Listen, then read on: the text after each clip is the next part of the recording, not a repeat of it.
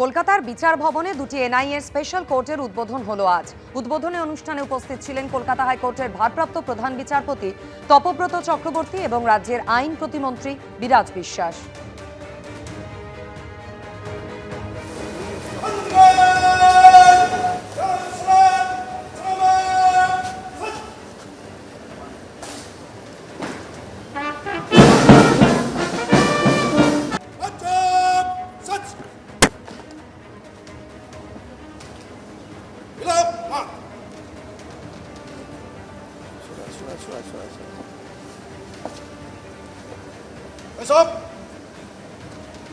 Calcutta police सम्मान guard आपके निरीक्षण के लिए हाजिर है। सुबह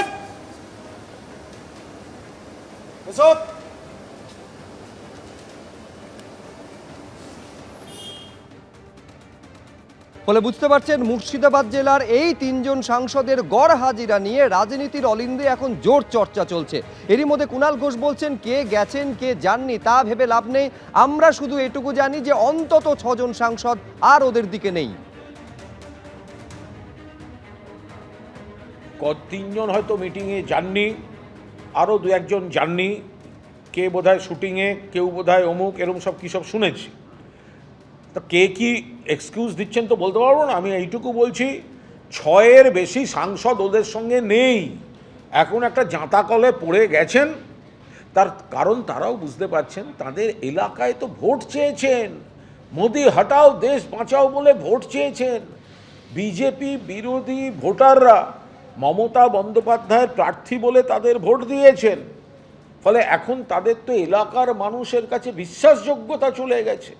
সেই জায়গায় দাঁড়িয়ে তারা কোনো ক্রমে বুঝতে পারছেন, অনেকে বেরোবার চেষ্টা করছেন, অনেকে এদিকে যোগাযোগ রাখছেন।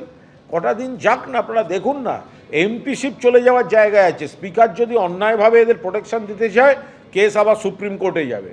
এদের এমপি থাকার কোনো রকম নিয়ম মাফিক, রীতিমাফিক, বিধিমাফিক এবং নীতিমাফিক কোনো অধিকার নেই।